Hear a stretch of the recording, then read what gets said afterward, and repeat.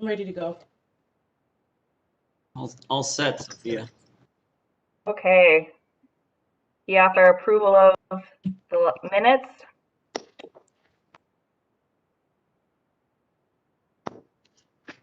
I'll move to approve the May meeting minutes.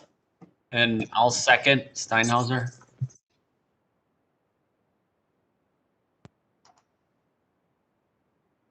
Okay. All those in favor? Aye. Aye. Aye.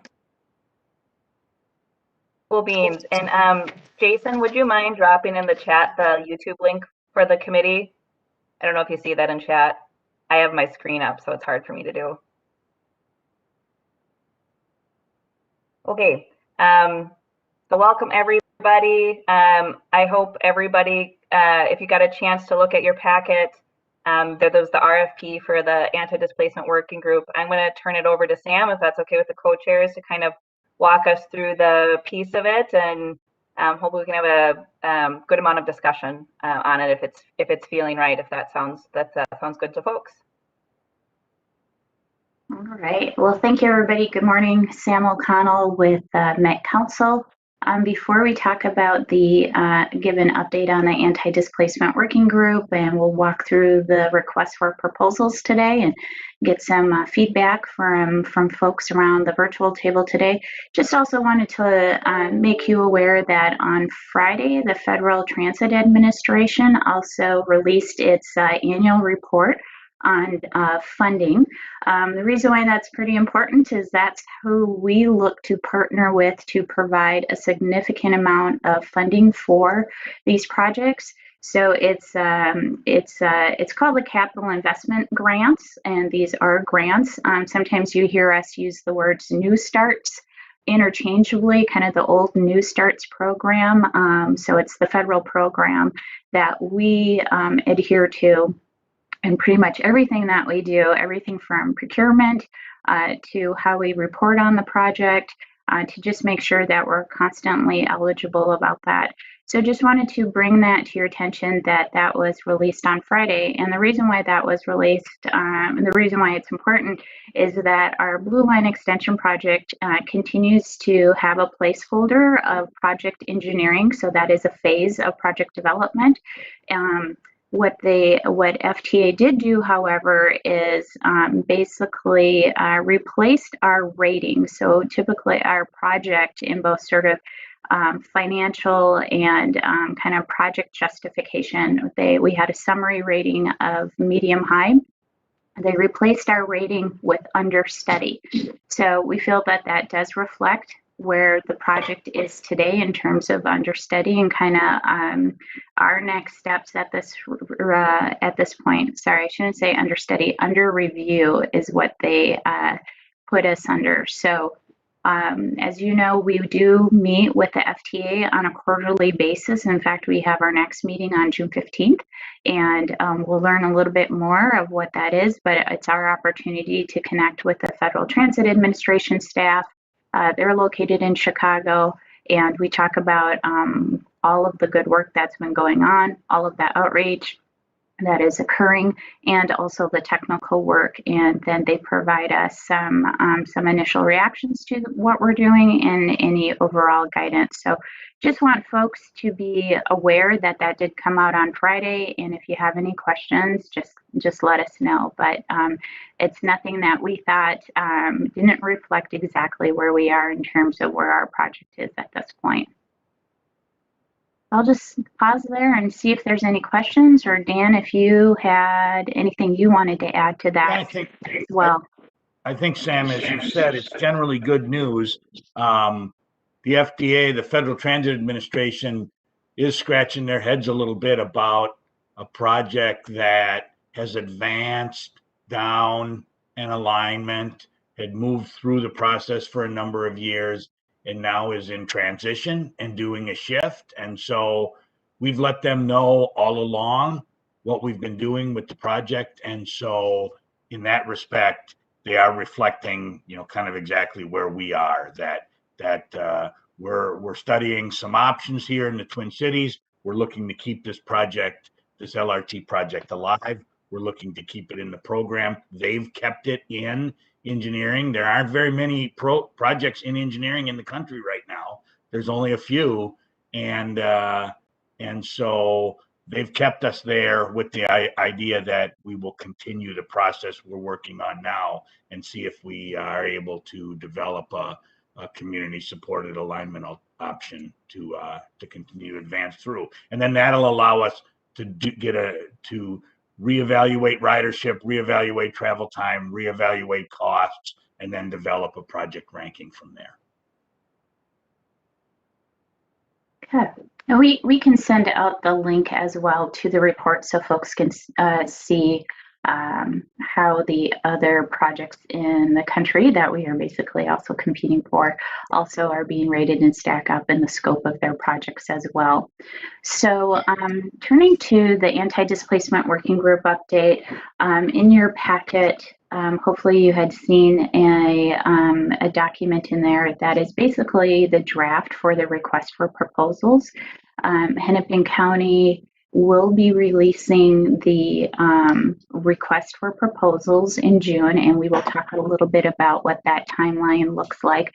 But our purpose today is to just sort of walk through some of the main elements of the request for proposals. We would like for your thoughts on this draft. We've kind of workshopped it as a group, as a project management team. We also asked some of our city partners to provide some thoughts on it as well. So basically what you're seeing is kind of like almost the third version of this request for proposals. We would like your thoughts, your comments, so we can update, we can refine, so it better reflects the work that we'd like to be doing. And that version would be what's released to the public. So with that, I'm just going to highlight a few pieces of this. So if we can move to the next slide. Thank you so much, Jason. So as we think about bringing a third party on, so we'll be calling them a consultant through the RFP and for our process here today. Really, the consultant is responsible for convening, facilitating, and managing the work plan of the working group as we look to develop policy and actionable recommendations as part of our project here. So it is not somebody that is coming from the Met Council or from Hennepin County. It is a third party that we're looking to bring on to be a part of this work. Ideally, this consultant would have subject matter expertise, so they are steeped in anti-displacement policy and knowing best practices, and then also come with local and expertise as well in terms of understanding how we've tried to tackle that locally as well. This consultant will also work very closely with our project management team. So a lot of the folks that you see from our Hennepin County and Met Council staff as this work goes forward. Next slide, please. So speaking about those preferred qualifications, so this could be an individual or the consultant could be a team, and the team can come from a variety of different sectors and expertise. So we are really looking for some creativity here. We're really looking to tap into some of the good experiences. So speaking of that, we would love to see that demonstrated expertise or knowledge or effectiveness of work done in displacement and affordability, economic development, and community wealth building strategies.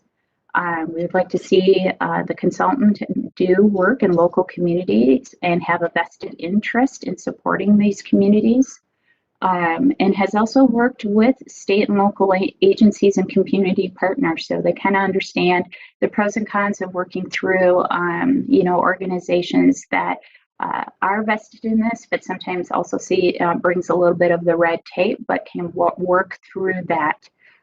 Also, we think it's a benefit that they have expertise or some experience in complex infrastructure projects as well. And just knowing the complexity and sometimes the timelines with our projects can also create opportunities and also some challenges with that. and also builds trust with communities vulnerable to displacement. So really centering themselves in the experiences of our community members. And pretty key, continuing to engage audiences both in person and as we get through the pandemic, and virtually, to make sure that all of our community members are feeling safe while we are doing engagement. Next slide, please. So we're asking that the consultant should have a minimum of 10 years of experience working in these areas, economic development, housing, racial equity, or also have cultural competency. And that could be a combination of education and work experience. Again, these are preferred qualifications. We will be looking at the proposals, but this is what we feel that the consultant should need as a base as they come into this work. Next slide, please. So the tasks outlined in the RFP really kind of gets to the work at hand, if you will. And just want to talk a little bit about these tasks at a high level. So really the project management piece is developing the work plan and the scope and kind of the timeline. So that is the first task. So we understand how will this work get done, what is needed to get the work done, and what is the timeline. The second task that we thought was really key for the consultants is also to work group facilitation. How is this group going to work together? What are going to be the goals and basically the philosophy of the group working together? So developing a charter, also developing a process to come to decision making. We're not going to dictate what that is. We'd like the consultant with the with the working group come together and develop that process as well. And then basically prepare updates as needed and be working with not only the BAC here, but our community advisory committee, the cohort group, as well as corridor management committee and community work steering committee. So they also have a responsibility to be working with and engaging and receiving feedback from those groups as well. Next piece is the market analysis and really understanding where are those opportunities in terms of affordable housing and in terms of economic development, but then also where are some of those challenges as well and what we could be doing to address those issues. So this is really that data-driven piece. So we'd be touching base with our own organizations and bringing some of that data to the conversation, and then also helping us identify community assets. So really working also with our community members and making sure that community assets are identified and obviously protected throughout this process. Task 4 is really that policy audit and kind of develop that existing policies and programs that address anti-displacement or gentrification issues within our communities, and really understanding, do they work? Can they work better? What needs to be done for them to work better and really be centered in experiences with our communities. We're also looking for a case study review. So that's really our best practices. What are other communities doing, whether they're local here or around the country, and especially like our peer groups around the nation. So bringing in some of that expertise and that knowledge into the conversation. Task 5 is community consultation. So we know in order to be centered in the experiences of community, we're asking for the contractor to also be engaged in that. So we would see the contractor in the work of the anti-displacement working group, coordinating with our outreach efforts to provide opportunities to hear from community members, to understand, to go further, understand a little deeper in terms of their experience and bring that into their process. And then ultimately in task 6 is really pulling all of that together in recommendations and an implementation plan. And this is where folks like Dan at Hennepin County and myself and our city partners and other state agencies. This is really what we're going to support as well to help receive this information and see where we can begin to start implementing. So this is task 6 is really this is the culmination of the advisory, excuse me, I keep calling them an advisory committee, that they're our working group comes together. So that's a high level overview of the different tasks. We have learned when we do these RFPs, we need to be more expansive in our communications. So we will be developing a social media campaign to ensure that folks know that this RFP has been released. We do really want the whole world to know that this is out there. And we will be working with our project partners and the community engagement cohort, as well as everybody around the table today, to ensure that you're aware of it and that you're also sharing that to your networks as well. Next slide, please. So one area that we would like to and have a discussion on or receive your thoughts on this is that there will be a selection committee pulled together. So some of the project management team members and the organizations that they represent would be reviewing and scoring these proposals. So we would also like to have a member from the Business Advisory Committee. We would also ask that a member from our Community Advisory Committee also be a part of this. So it's an opportunity to see the breadth of the proposals submitted. And it is a little bit of asking a little bit of your time to review and score all the proposals. We would meet as an evaluation panel team to come together to come to consensus on ranking them as well. We may also conduct interviews if needed to learn a little bit more of the proposers and the work that they would be venturing on. And we would also ask that you really need to think about if you will have a conflict of interest with any of the potential organizations or contractors that might be proposing as well. We want to make sure that this is a very clean process and making sure that this moves quickly as possible. We're going to have Kathy Gold talk a little bit about what that process is going to be in terms of getting the RFP out on the street and the overall process of selecting a contractor. But why don't we just pause right here and talk a little bit of how the BAC potentially would like to identify a representative to serve on the selection committee. So Felicia, I don't know if you've had some thoughts, or Sophia, if there's some initial thoughts about the benefits or how BAC would like to identify their representative. I haven't personally thought a lot about how the BAC would identify its representative. I'll say that I'm totally willing to be that representative, but interested in if others are super excited about it. But to clarify, it would have someone from BAC, someone from CAC, but no one from the CMC. That's correct. From the Felicia, thanks. Yeah, from the Corridor Management Committee, we're not proposing a policymaker on a selection committee at this time. Yes. Gotcha.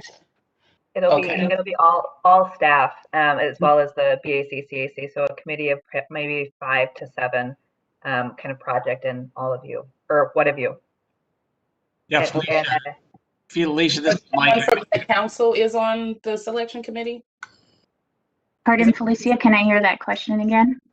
Yeah, and maybe I should post it in the chat so it's not too much of a back and forth, but I wanted to clarify that Met Council will be on the selection committee, but not any of our elected officials. Is that what I'm understanding? Like policymakers, you said.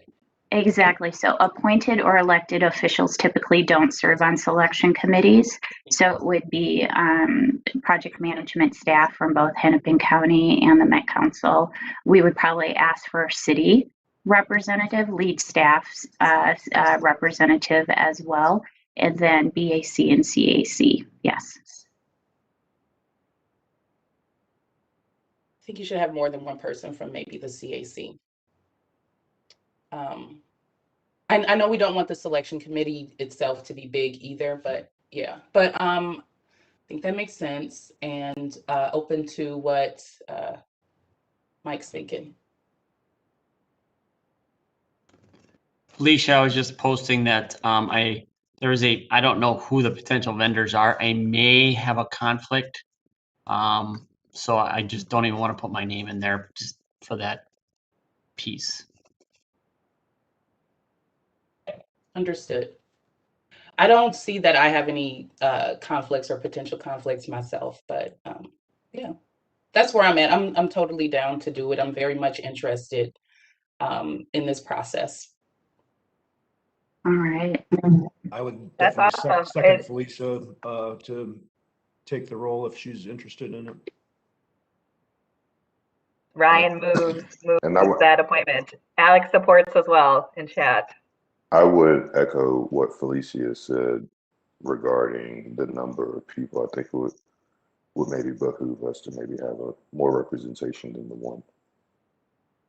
I don't know what the right number is, but I think more than one would be helpful from a community lens. Okay. Thank you for that. We will be meeting with the Community Advisory Committee tomorrow night, and we will have a similar discussion so we can report back on that as well.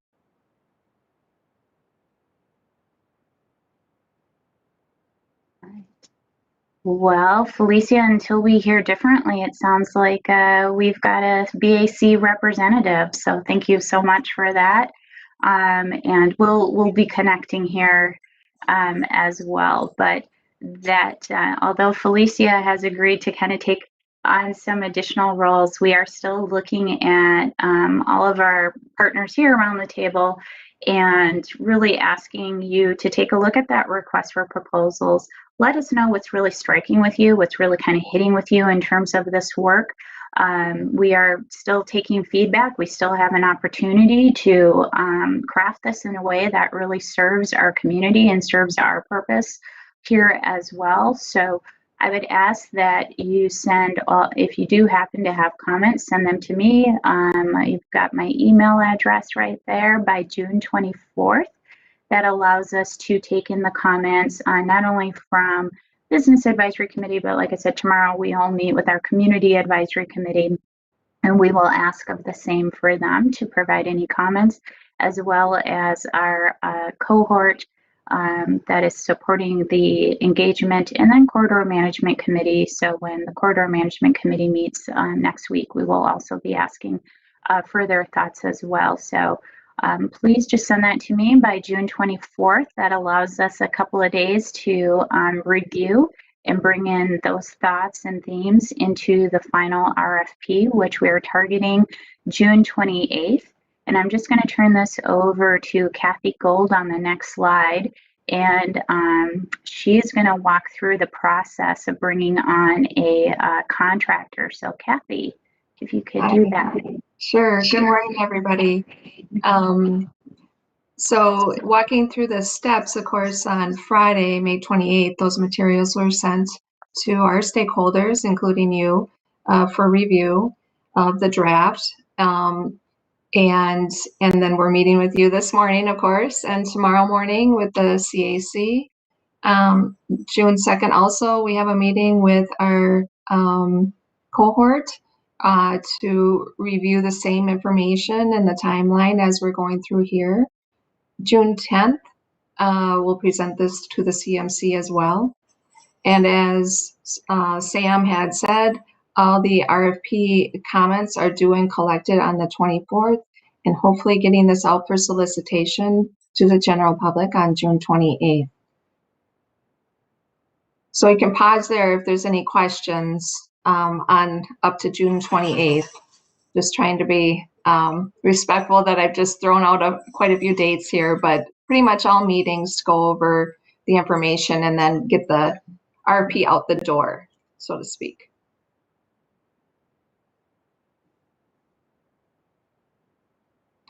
Felicia says, I only wish it could be quicker. And I too, Felicia, it is, you know, it's a process.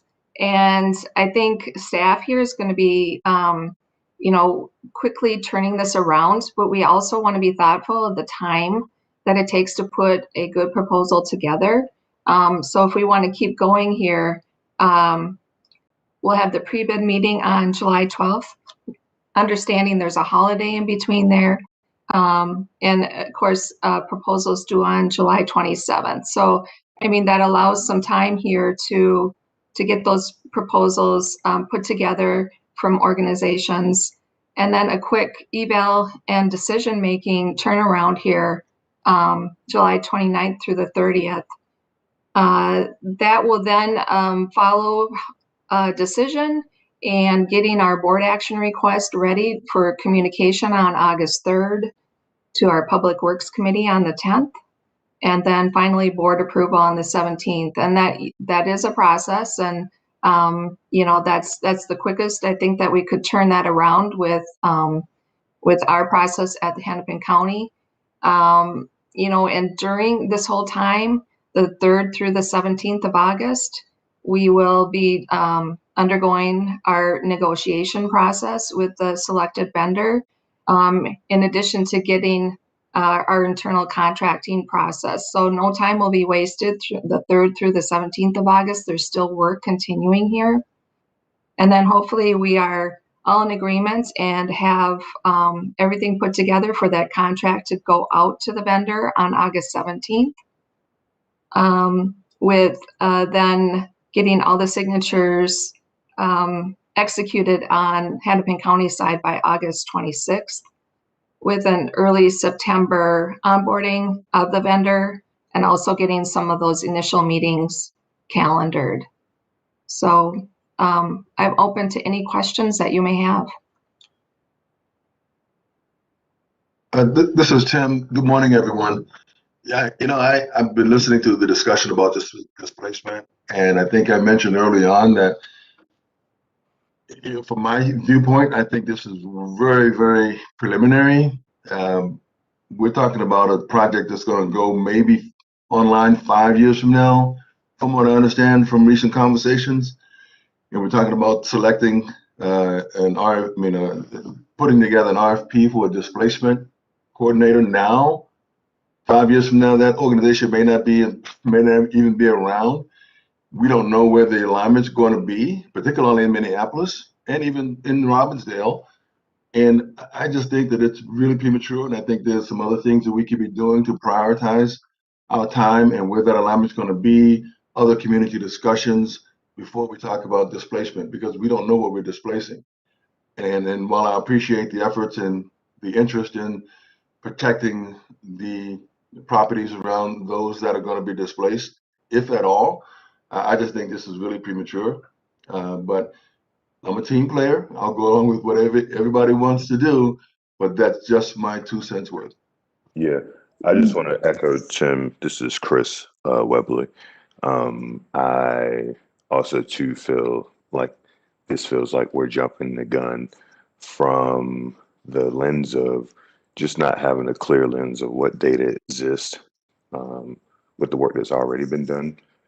The breakout, we met as a breakout team maybe a week or so ago, and there seemed to be a lot of synergy and concern around the data that we don't have today. So, you know, some of the questions that were thrown out were how many buildings are impacted from the route going down Broadway versus Lowry, how many businesses have to go away.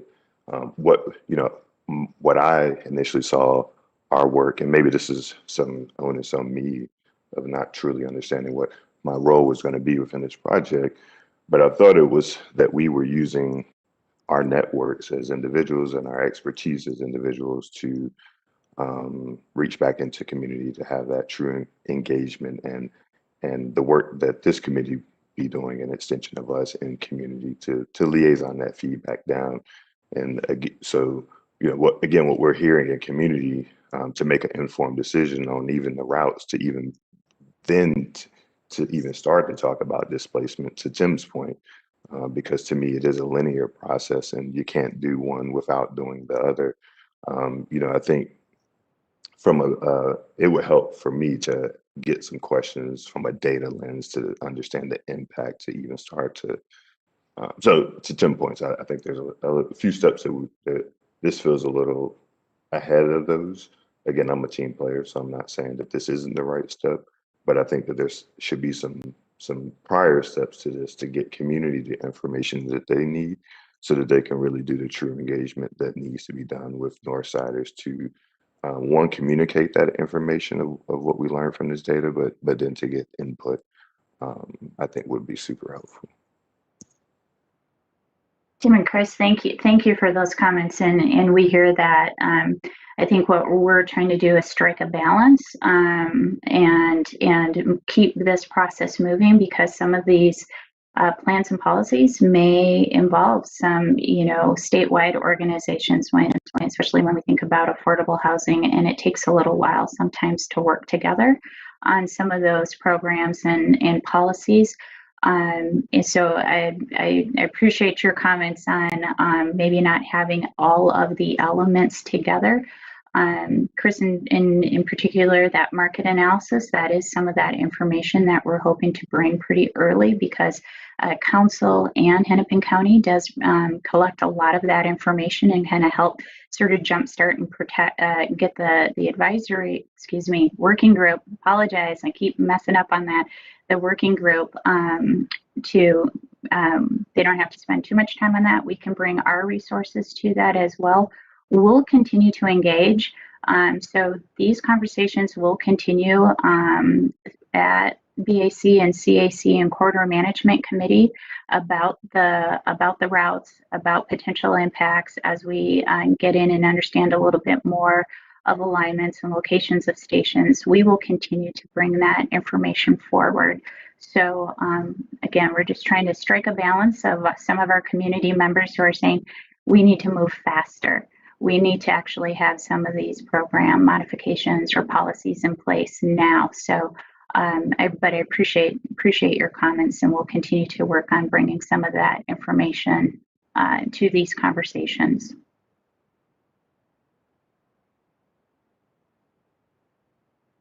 Any more comments? Mike's hand is up, so definitely just feel free to jump in.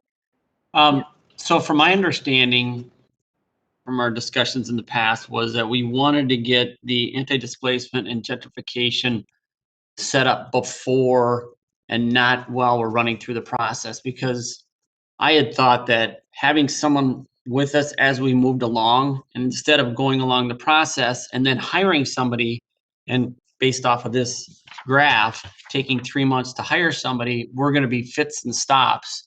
So if we have this person in the beginning, and then we come back and we keep checking with them as we go through the process, we're not going to have to slow down to do this. And to be honest with you, I agree this could be done much faster, but I just want someone side by side that's an expert at this. And I don't want to make any guesses, because that's where we're going to make mistakes. Mike, Yeah, I think, go ahead. And I was just gonna say, I appreciate the comments. And quite honestly, is quite interesting to hear that community is wanting, some of community, I think, is wanting to go faster. I don't think that this is the intent, but I just want to say it. A lot of the language that's being used on the call is it's almost like it's been decided, and that we're moving forward with the plan because the plan has to keep going at the speed that it's going, because for business purposes, our lens and the work that I do day to day in the community with doing the same as at work, community engagement through the development lens of real estate. We all want to go fast, us included, but the true nature of community engagement is slow by experience. So I get nervous when we use vernacular like we need to go faster or we need to stay on track. And it's just like true community engagement is going to take time. And I just want to make sure that we're not rushing this to get to a predetermined outcome. And maybe it's not I'm not saying it is predetermined. I'm just saying that I caution the narrative that we need to run through this process. This is a huge infrastructure, billions of dollars coming to the north side. And that to me doesn't feel like something we want to rush. I understand the narrative of we want to be proactive and get ahead of things, which I totally agree on. I just want to make sure that we're not losing sight of, and maybe Felicia can speak more to this, of how community works on the north side and the organic grassroots. And a lot of that stuff takes time. So I just want to caution a group of like let's commit to doing this right, regardless amount of the time that it might take. Yeah, thank you for that, Chris. I will say that I've been one of the folks who have asked that we do start this anti-displacement work now rather than later, because it's traditionally felt more like an afterthought. But I absolutely want to echo the sentiment around not wanting it to be rushed. There are folks in community very much concerned about displacement, and not just trying to prevent it, but like how do we mitigate it? And they're ready to like start having these conversations and start thinking out strategy. And again, that's coming from a lens of, because there's been a lot of language around staying on track, everyone really assumes that it's going to happen. And by way of, word of mouth kind of feedback, there's a lot of talk about, is it going to be on West Broadway? And I'm assuming we're going to hear some data from the community surveys today that might confirm or, disprove that. But there definitely is this thing in the air that it's going to happen and it's likely going to be West Broadway. And some of us are kind of moving like, okay, well, how do we mitigate that? So I do appreciate this sort of this warning around rushing through it. It's a reminder to me around the fact that, and again, in our breakout groups, we're talking about this quite often, not just in the BAC, but even in the engagement groups. We're very much the Northsiders. We're talking about this feels rushed. We don't have a lot of time. There's still a lot of information that community doesn't know yet. What I was hoping was that, similar to Mike talking about the anti-displacement work happening alongside of this other work that we're doing, for me, not so much to rush it along, but to be tapping into that along the way. And knowing that there are billions of dollars here, I feel like we can do both. If we get a reputable person or organization to really facilitate and carry this anti-displacement work along with everything else, that's what I'm interested in seeing, but not so much from a rush standpoint, but from a really mindful, intentional standpoint around we prioritize thinking about anti-displacement and engaging these communities around it as well, so that we can really better understand like what's valuable to these communities, what their concerns are around displacement, and the best ways to either mitigate or prevent that, so that we're not getting gentrification and we're not getting communities transformed into something that they didn't want to be. So those are my thoughts on it. This is Candace Othow, and I wanted to bring up a couple of points from years of experience. I've served on similar committees to this for well on 25, 30 years now. And the concern I see, especially with light rail, and I started working on light rail in 1982, is that there needs to be strong, you need to hear the communities and really listen to what they're saying. For example, as time has gone on, looking at the routing of originally, putting it right through residential areas and within 50 feet of a school in Robbinsdale was kind of rammed through.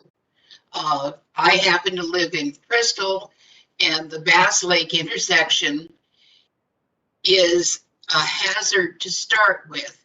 We've dealt with situations at one point where, with dealing with heavy rail, we would have all access from one side of town to the other blocked off for a good 5 minutes. And I have actually seen emergency vehicles with their lights and siren on have to turn around and go a different way because of train traffic. Now we're going to add light rail in the middle of West Broadway. That is going to congest that area. That's one of 2, 3 major streets that you can get from the main part of Crystal to North Memorial Hospital. And that can be a real difficult issue. Same with fire, same with police.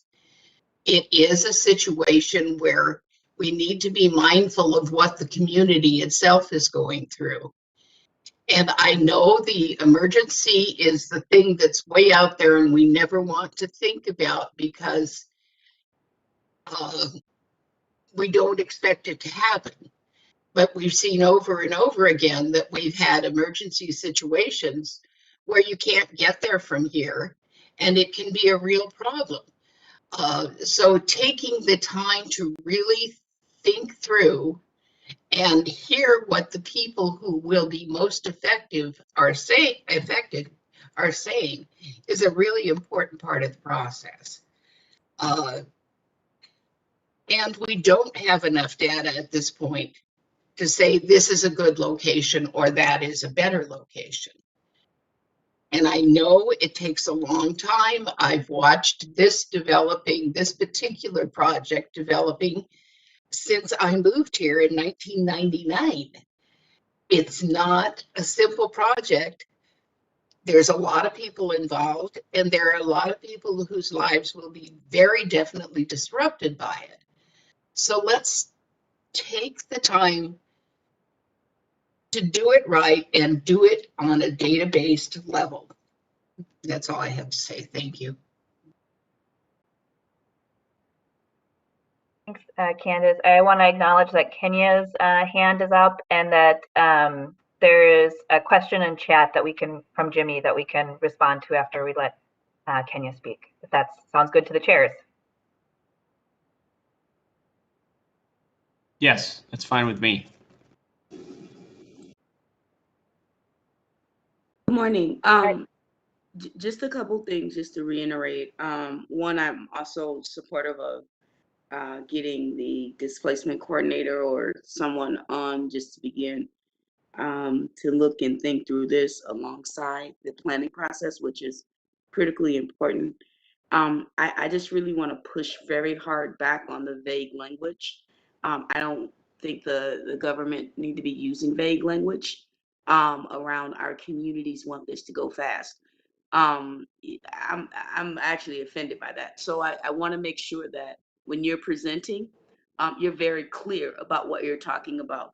So there's a lot of community people, and I want to make sure that like a community in Brooklyn Park or Robbinsdale is not dictating to a community in North Minneapolis or downtown.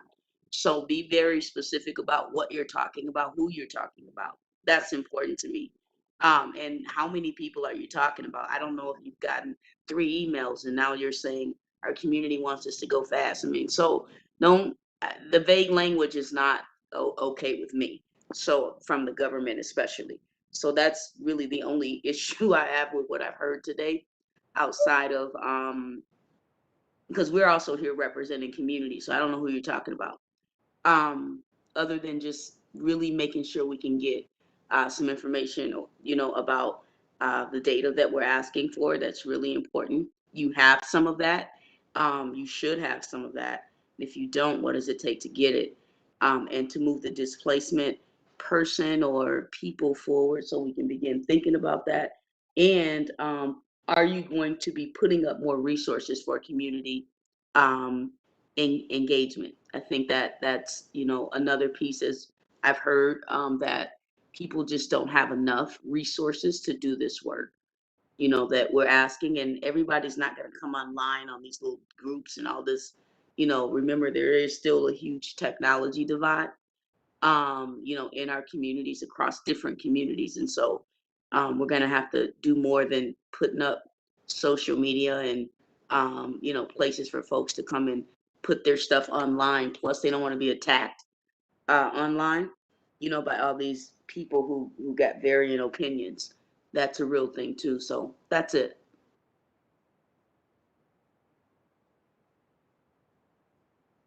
Thanks for those comments. And you know, this is kind of a big topic with robust discussion, and it's multifaceted. I think there's been a few comments in chat too about kind of how all of this fits in, and some information, you know, specifically, you know, what does the kind of like the engineering impacts, right? There's a little bit of discussion of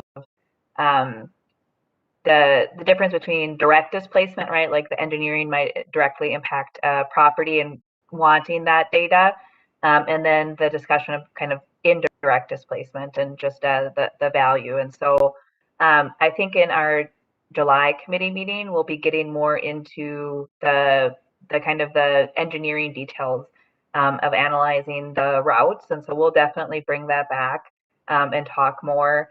And you know, it's been a process, right? Because I think initially staff kind of putting out this proposal was initially a response that we heard from folks asking us to look more into it and get more ahead of it. So we're trying to be responsive, understanding that this is a complicated topic and needs a lot of time, and that's part of what the facilitator can help do as well. So anything from Sam? I see you kind of wanting to add.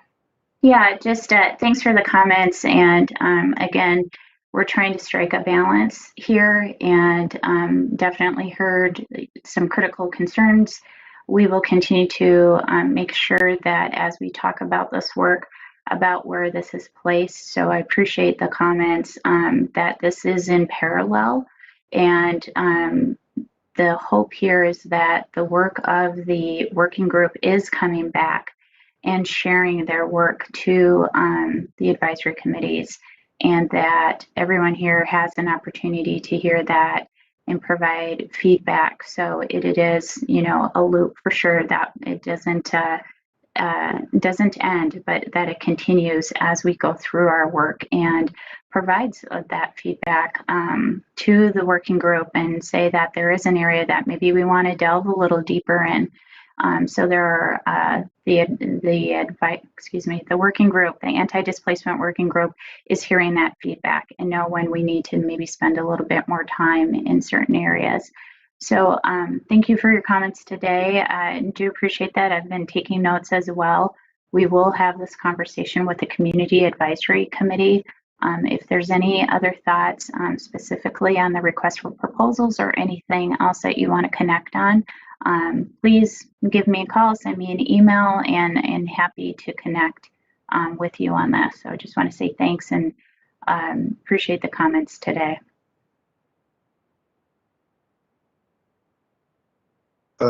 Sophia, Sam, this is Tim. I noticed that Jimmy had some comments in the chat. Did you want to try to respond to a couple of his questions? Sure. And kind of just going through some of them. I think one of his questions is about kind of like the engineering details, the direct impact, the costs of the route. We hope to really get more into that, especially in July. And I think we'll be reaching out to some, you know, area specific folks to actually get prepared for that conversation, and kind of look at some of the questions that staff has as we pull together plans. It is a lot of discussion needs to happen on the exact engineering details for that. I mean, that's basically how we advance the conversation in a lot of ways of the project. And the pulling together the facilitator for the anti-displacement work it is kind of the beginning of the conversation in some ways. You know, it's pulling together resources and policies and pushing for things that the community is already doing, amplifying that over time. I've heard a lot specifically also about, you know, construction, right? Mitigating for construction and things like that. And so, you know, it's when we talk about the anti-displacement working group, I think it's, you know, multifaceted. It's the direct displacement, so the engineering details themselves, the kind of like the mitigation, the support needed for construction, and then the broader kind of indirect displacement, kind of to that. You know, heard a bunch of comments too from folks, kind of in some of our initial engagement. We'll get to it. I can get to, was about, you know, supporting work that's happening already, development that's happening already, and whatnot. So definitely, we're just scratching the surface in a sense, and I know it feels. I think it feels fast, right? Because we're getting an RFP in the world, right, quickly. But we also need the time to do the work, and I hope that feels right. I know there's that balance, and so we're definitely taking that in. And sorry, I'm reading and thinking. And I want to specifically, I think since we didn't necessarily go over it as much this time, as we would anticipate that the facilitator and the work of the anti-displacement group would come back to this committee, so that the BAC would be involved in the work moving forward. We've attempted various graphics to explain that relationship, whether it's like arrows into or around or whatnot, and we don't quite have the best graphic, but we really want to emphasize that this committee will be critical and involved in that work going forward. Did I miss anything from Jimmy that was, sorry, trying to get through all the chat? Any other things that people feel that are critical to address? I just have one thing. And now hearing everything, I just want to circle back to my comment of one, just reiterating that I agree with the balance of starting at a displacement work now. I just wanted to make sure that we're not losing sight of the data that the boots on the ground need to get the information that we're all looking for. I guess the follow-up clarifying question to that, while we're on the subject, is off the topic of the RFP, but I think in relative to it, regarding, I'm curious to know what, if any, data, Sophia, quickly is being gathered, if any, from a survey perspective on, like, here are the options, we're gathering feedback. Is there currently any mechanism that's gathering feedback at the current moment? Because that'll determine my follow-up question. So we're in the kind of the process of kind of this initial survey that we put out and whatnot. We just kind of closed it, so we have time to analyze comments. But that doesn't mean that we're not receiving feedback right now. It's just not through that mechanism. It kind of like continuing the conversation, broadening the conversation, updating the question as we move through the summer months. Gotcha. So do you have something specific in mind? That, I mean, we would. I think where I'm going with it is more, not so much the survey, but I think the survey is a mechanism to communicate and over-communicate around the messaging. I don't know if you guys picked up on it. It was slightly mentioned, I think, in some of the comments, but really just a sentiment that there's a, politically, it's already been decided. There's a strong notion, I think, amongst the leaders in the community that it's being pushed down West Broadway. I won't say with the broader community. I'll say the leaders that I'm connected with. I think that's been the general sort of narrative. And so I'm wondering if there's an opportunity that it sounds like the information that we're asking for doesn't exist, maybe. And if it doesn't exist, we're working to get that information. I think as we're gathering and iterating the survey, because there'll be more ongoing conversations, we'll be gathering data from now to the time this project breaks ground. around community feedback. I just want to make sure that we're taking every opportunity through this process to communicate that what we're doing internally, like, so, hey, guys, we're working to put together RFP, and I don't know how we can help amplify that communication, but I just want to make sure that we're counteracting this narrative out there that if it's true, I don't want to send false messaging. If it's not true, I don't want to put it out there. If it's true, then I think we owe from what I've heard today, that it will behoove us to maybe start to embed some of that in the process and start to make sure that it's very loud and clear, sort of what we're working on, what we're hearing, so that people are brought along to the journey and it's not sort of being told to them. Not to say that that was the case, but just throwing it out there because it was a trend in the conversation. Right, it's a little bit of kind of getting this work started while we still haven't selected in a route and kind of the impact and perception of that. Right. Well, Sophia, I think that number 3 of Jimmy's comments are particularly poignant. And Jimmy, you're here, but he says, how can this group be a part of that work if a third-party consultant has been hired? And I think what I'm hearing is that this is a complicated process already. We're trying to engage with community, business, and civic to try to find the best alignment for our respective communities. Now we're putting a third party in there that's coming in to say, okay, well, we're gonna digest all this and add another layer of bureaucracy on top of it, and it can cloud the issue, complicate the matter, and actually slow the process down. And so I think that's what I'm hearing in Jimmy's comment. But it echoes my concern that maybe we're jumping the gun a little bit. To Chris's point, I am one of those community leaders that do not think that Broadway is the best route for this project, and so I'm trying to balance my discussion around this issue as we move through this process. But this displacement discussion seems to dilute from the real topic of where is this thing going to go and how is it going to be benefit the community in which it's going through.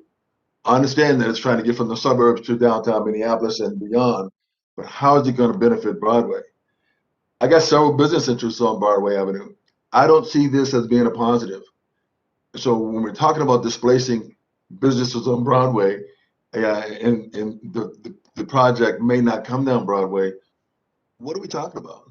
And so if you can address that issue or that question from Jimmy, that would help me understand what we're doing here. Right, and go ahead. Please respond directly.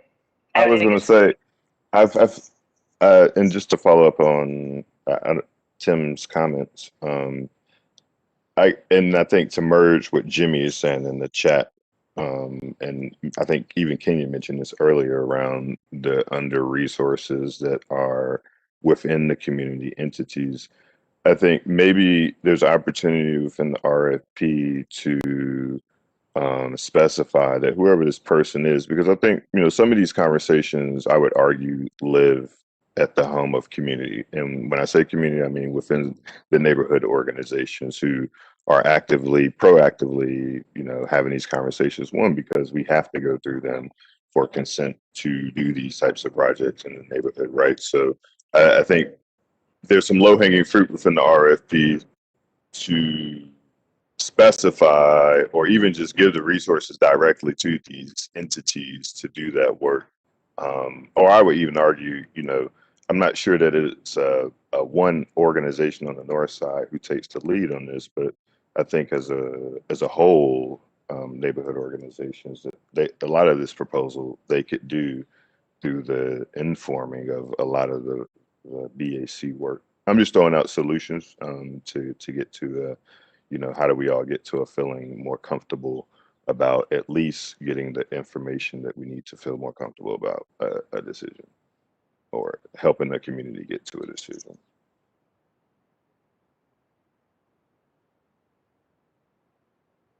All right. Thank you, Kristen. I don't know if I heard a direct question there, but what I am taking away is the Let's make sure we're incorporating that balance in terms of providing the information that community members are interested in hearing and want to hear about the routes that are proposed, having that data come back. And we do have that time as we take a look at this RFP timeline. That is going to be a lot of the work that we will be doing in pulling that information together in June, sharing that in July and August. So again, a lot of that information will be part of this process and at hand. So when we are able to bring someone to help lead some of the anti-displacement work, that information will be pulled together, will be vetted through both the business and the community advisory committee and our corridor management committee, and then allowed where we can sit with it for a while before it's actually pulled into the work of the working group. I just also want to, I see that there is one more question here from Kenya about will there be more funding to communities for community engagement? We understand that there's an additional need potentially for more resources. I don't know, Dana, do you want to talk a little bit about that in terms of maybe under the current contracts or as we go forward, what that might look like?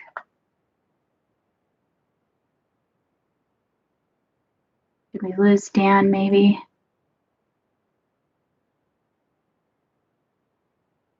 We might have.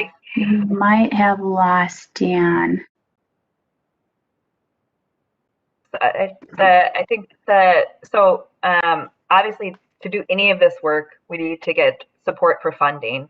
And often a lot of that comes from our county partner and work for this anti-displacement efforts throughout the whole thing. I probably need to come from a lot of places. So part of it is getting some of that together, and we obviously recognize the need, but putting together the plan is, I think, part of it.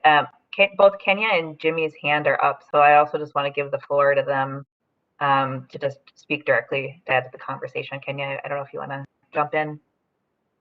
And to put my hand down the last time, so sorry about that. I really don't have anything different to say than what is noted there. Just that we, in our group conversation, noted that various community groups, including some of the ones that are currently connected to you, just don't have enough resources to do the engagement work. And again, we understand, under COVID, a lot of things have happened online. I'm conscious of the technology divide, folks not wanting to get online and not knowing, and that just isn't the best way. Of course, as you know, it's one mode, but we want to make sure folks have resources to get out there on the ground and knock on doors and, engage community traditionally, and more resources are needed for that. And then I think the other comment, just reiterating Chris's point around the clarification, it is needed. It is circulating in the community that Broadway has been determined. And while I'm a strong supporter of Broadway, I'm really a stronger supporter of, just making sure we're exploring both routes, in a transparent and open way, and making sure that that message gets out to the community that, it isn't predetermined. And, folks, feel skeptical anyway, right, about these things. And so let's just keep doing the best we can do to make sure the message is open and transparent and folks know it's still ongoing, so that's really, really important. Thank you. Thank you for that. I think it's a good note for the staff too, as we put more programs around supporting efforts, that the predetermined part of the conversation, if it makes it feel more predetermined, being purposeful of our intentions and planning and messaging around all of that. I can move us on, but I don't want to cut off Jimmy if he had additional thoughts to add. Yeah, I think two things I'd like to add. Thank you for taking the time to try to address my questions. I appreciate it. Tim has a valid point in which, I think you tried to address, but it feels as if there's just not a way to address it right now. I understand that the consultant is, being brought in to inform our work as a committee, meaning that they're going to give us information to hopefully help us make decisions or provide input to make a decision down the line.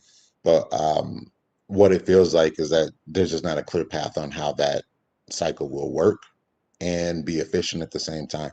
So there's just not a way to understand as of yet.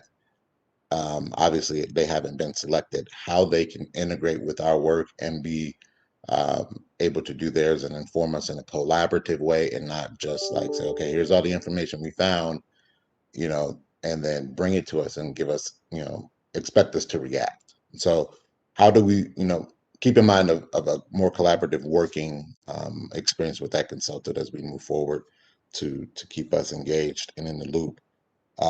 Second thing is there a way to update the or create a kind of a model of timeline? I know you guys did that with the original meeting, and we talked a lot about kind of what you were doing, but is there a more visually conceptual way we can put this together? I think part of our disconnect as a group, especially, is understanding like kind of where we are within the process and understanding where we're plugging in along the way. So if we can make a graphic that shows, okay, like we're here, right today, this is where we'll be, what have you, or some sort of swim lanes, or, however we can, put that out there. I think that'll be very helpful to follow along. And then that way we could come back to that as a reference point every time there's some new information to be dealt with. So that's all I wanted to say. Thank you. And I just want to echo the kind of that collaborative conversation piece is that, the development of ideas and policies and direction versus the reacting. I think we've heard that a lot from the committee. So how these discussions happen are just really want to key in on that. And that we've heard that, especially in the virtual environment. I think even in this committee so far, it feels very presenty, and to the more that we can get to more of these collaborative conversations, I think that's an overall need that I think has been identified by multiple folks, and especially in the anti-displacement work.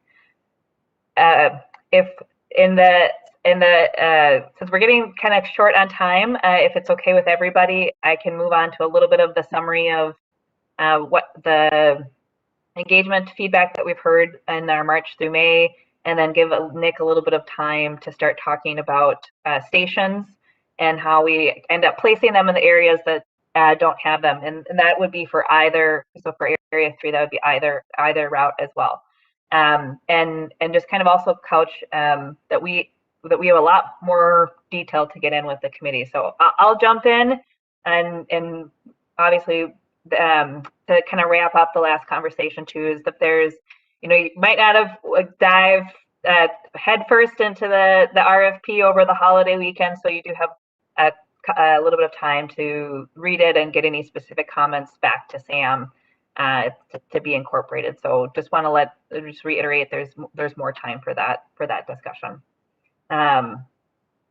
So just to highlight that we've had some very busy months, and also really recognizing that there's a lot more engagement that needs to happen continuously within the community, and both this committee inviting us to events and attending things that you've all encouraged us to do or organize with us has been really helpful, as well as all the work of the cohort.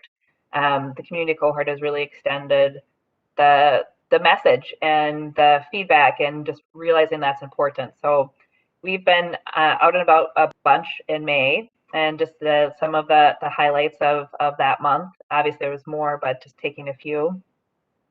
And just want to kind of let folks know where we are. So, we are constantly receiving feedback, and we will never not be, right? It is an ongoing process, but we do need time to take in what we've heard and actually look at it to make sure that we're incorporating what the community is saying to us into the project itself, and kind of advancing the conversation, right? So reflecting what we're hearing and updating information and kind of having that process. So we'll have a full report in July of kind of the last few months, but we've already started to look at it. So we didn't wait until May 28th to take a look at the comments. It's something that the staff has done continuously, whether that's these in-person meetings or the survey or general comments and whatnot. And we're giving today's kind of a preview of what we've heard and all that kind of stuff. We also want to fully acknowledge that we've had, so in terms of our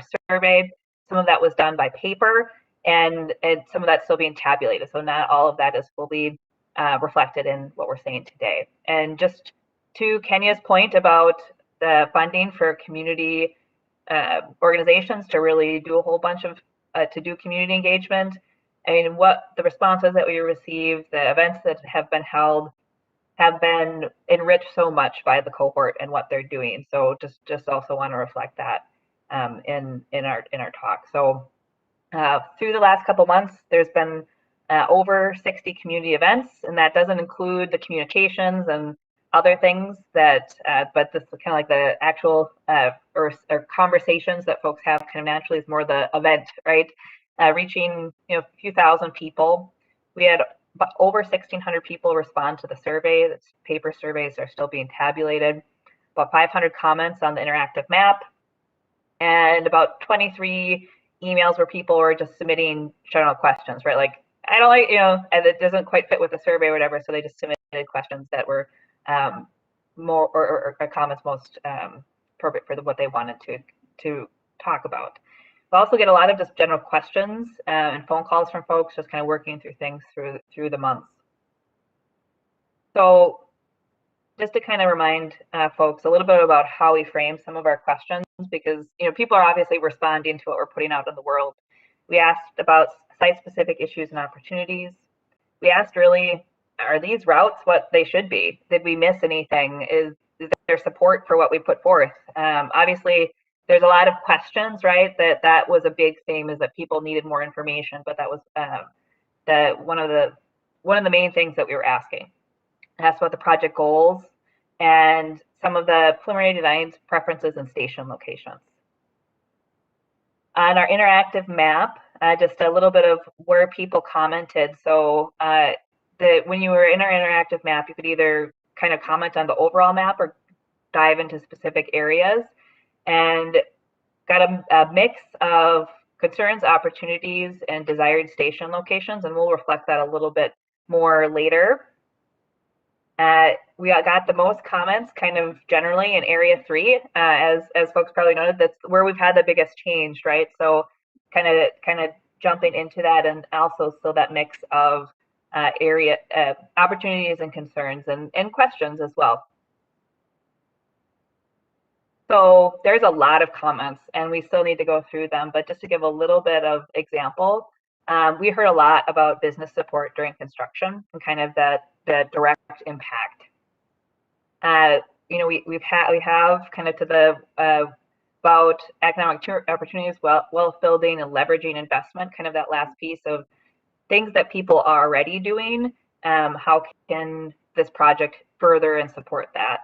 And especially we heard a lot about supporting development that's kind of already getting started in the community. And then we heard a lot about where people want to go and the assets within community that folks value. And one of the major questions that also came through is both kind of parking, how you deal with parking, how you deal with pedestrian access, and that was kind of through the corridor. Going a little bit to the Robbinsdale kind of County Road 81 Crystal area, just to the access, right, getting to the stations on 81, and then how bikes and pedestrians will move safely across the highway were some of the big themes, as well as, and this was heard in other areas too, but incorporating kind of your green space. What is then your landscaping? How do you kind of incorporate that? And then also wondering about traffic operations. You know, you have a busier road. How does that all work? We asked, you know, kind of in terms of route validation and, you know, kind of the two things that we proposed. You know, we heard both support and concern, right? And some of the support is also, we need more information before we can make a decision. So fully want to recognize that. Specifically to some of the survey and official comments, you know, we received we have heard both support and concern, whether it's West Broadway or Lowry. And while a survey is not statistically significant, we have to kind of actually evaluate all of the pieces and bring that forward. This just shows a little bit about where folks are, expressing their support. So we heard over 1,000 people kind of say that they'd like to see West Broadway advance, and around 500 say Lowry. And again, this is not statistically significant necessarily. It's just to give us a flavor of where folks are, asking about. This is a little bit of how that breaks down in the survey. We also, gave people the opportunity to say that they needed more information or they have another preference. Some to why folks were citing their preferences. So providing access just to north or to specific locations in the north side. And a common theme was reaching density and maximizing ridership, or supporting communities that are underserved by transit. One of the most common questions also was just reaching an either employment or business district, or some kind of job employment centers, or kind of those destinations associated with that. One of the kind of pieces that we're not fully addressing today, and I know Ian, I'll probably give the floor to Ian for a sec, because one of them came from him and partners, was we asked if anything was missing. And the two kind of main suggestions that we heard was a suggestion of like a transit mall on 21st north of West Broadway. And then also kind of that if you're going up to Lowry, so not necessarily if you're going to West Broadway, but if you're reaching Lowry, is there a way that's on the west side of the river versus the east side? So instead of taking Washington, finding another way. We kind of responded previously before to Lyndale, but kind of other suggestions, and that was a theme that continued to come through. And on the north part of the corridor, kind of we had questions of like 169, which would really be a different project route. So it was a little bit different ballpark. Ian, not to put you on the spot, but anything you want to add about this suggestion? Well, we talked about it with the group the other day, and so I just am saying that this is not really a suggestion that is advocated by our group or by the representatives in North Minneapolis, but I will say that there are a number of folks who are very concerned about basically between Lowry Avenue, or sorry, between Lyndale Avenue and Girard Avenues on Broadway, just because of the amount of space and turning lanes and everything else. And so, I think that the group should be prepared, because I know the folks that are circulating this letter, like Bishop Howell and others, that you will receive something, I think, in the future about their concerns. I mean, their concerns really were basically congestion on that particular route if it goes down West Broadway, and also business closures, et cetera, during construction. So since I'm not going to be officially, I'm not officially pushing this agenda, I will just, I'll, once I receive a letter, I'll send it to you so you can review it. But that's their big concerns. I was just surprised the amount of people that kind of organically came together to do this. So I took all the information they gave and put it into a format, and then they kind of ran with it. So that's what they're doing, and you'll probably receive it in the next few days or weeks. Sounds good. And we'll also kind of put some work towards this as well, to acknowledge that this is what we heard. So we're running out of time, so I'm kind of trying to talk fast, and I don't mean to kind of breeze over things, but we can definitely kind of come and revisit this. But just want to acknowledge that we also got a lot of information about our project goals. The project goals, turn into evaluation criteria, so we definitely want to spend some time focused on the committee on that. Kind of the three things that came out is that the connection to regional destinations and jobs and advancing equity, and just kind of overall improving your transit service were things that folks told us to really focus on. And there were some suggestions of comments, and also at the end of the presentation, just kind of put a sampling of some of the things that people said. So we'll feel free to kind of peruse a little bit.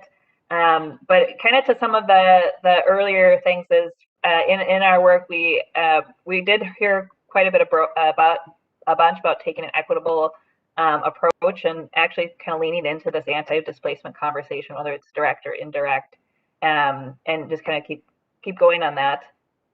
And with that was like the super fast version of the engagement received. And so sorry we'll turn it over to Nick really quick. I know people probably have 9:30 meetings and things. And we'll come back next month with more. Well, good morning, everybody. This is going to be the 30-second elevator presentation. So we're going to go through this real quick, but it's just to start the conversation as we're taking a look at our route options and having that discussion and coming forward with the recommendation. We need to start taking a look at, you know, where station locations are going, and this map is kind of to recenter and ground us that, you know, on the north portion in that area 1, those stations and the alignment are already there in design, and we have a good placement on those. But it's as we start going south into area 2 and area 3 is where the conversations are. So just briefly, with the reroute, or with our exploration here of route options, there's 7 stations that are going to be affected by a route change, and those are the previous stations: Van White, Penn, Theodore Wirth Park, Plymouth Avenue Station, Golden Valley, 42nd, Bass Lake Road, and 63rd. So next slide, please. So as we're going forward, you know, it's fairly obvious, and we've talked before about recommending continuing a station at 63rd and Bass Lake Road, because those that alignment, if we're going down County Road 81, is really directly adjacent to where we had stations there when we were in the rail corridor. When we get down into Robbinsdale, we're recommending taking a look at a downtown station, and what we've also talked about our new destination that would be in alignment if we're going down County Road 81 through that area is North Memorial Hospital. So when we get into Minneapolis with our route options, that we have a lot more discussion to go based on input from stakeholders and logic areas to look at. So this graphic here that we're showing is just really this is preliminary details based on input from the interactive map and some of the community input that we've had out there. So it's a little bit of a map showing, you know, where the interest was for station locations. The larger circle is where we've had more comments for a station in that area, and the smaller is maybe a little less desire or indication of a station in those locations. So so this just gives an idea of kind of where we're getting information from the public. Next slide, please. And this is kind of the next steps here, as we're going to continue to get stakeholder and community input. We're going to look at key destinations along the route options out there to help us with a determination or a recommendation going forward. Look for transit connections, you know, where those would be most robust and make sense. Obviously, looking at population density, we want to have a station where it's going to serve folks, and then you know, also in consideration is, you know, as we start siting that station, what's the available right of way in that area, what are existing and future development opportunities in that area. And I think, just to bring it up again, typically on light rail, the preferred station in a downtown area is a half-mile to a mile station, but that's going to be based on demand and you know, where logical station locations would be. Next slide. So as we look at station area and planning, you know, there's always the platform that's right on the alignment, but then we look at the site going around that station platform. But then when station area planning happens, you know, maybe you know, outside just the engineering construction, but Community Works will take a look at that half-mile area around a station, that radius around a station, and what the impacts are and who we're serving. And we'll go through these real quick, but these are just station elements that are included with stations, and as we look at it, and let's go to the next map. This map is how we'll come to the community after we've looked at where the station locations would be. We'll start determining, okay, how do we get folks to those stations safely? How do we make the transit connections in there? Are there opportunities to have the pickup and drop, passenger pickup and drop off sites nearby, and you know, if there's parking available or necessary for that station location? Those are some of the considerations. So that's it. Okay, we're past time, so obviously we'll come back and talk much more about this in the future meetings. I think our July meeting will be very focused on engineering and that development. And just a reminder that we're pushed back a week to accommodate the holidays at the next meeting. And to get ready for the July meeting, we'll be reaching out to have some conversations with you about site-specific areas, kind of that collaborative process, because would be helpful. So sorry to rush. Any last parting comments from our chairs? No, we didn't get through everything. We are at time, and we'll have to do a better job of staying on task next time. Like somebody said, we don't want to rush through this, so thanks, everybody. So I have one closing comment, Sophia. This is Tim. Several meetings ago, I had a question about the voting that we talked about at the CMC level, about each community and each stakeholder having a vote in what happens here ultimately. And I don't know that this group was able to hear that discussion or talk about that discussion, but at some point in the near future, I think we should discuss it. I think in terms of parity, for Minneapolis to have one vote and Crystal to have one vote is disproportionate. And I think that the folks from Minneapolis would want to hear about that. And so maybe we should, if we can put that on the agenda at some point, I'd appreciate it. We kind of lost that one last time. I think Sam's kind of involved in that conversation right now too with our chair. And so some direct conversation. I know Sam's been wanting to reach out, so might just add you to the list of folks that Sam's kind of not to tell us how to do stuff, but maybe a conversation directly would be good as well. Thank you. Okay. Thanks, everyone.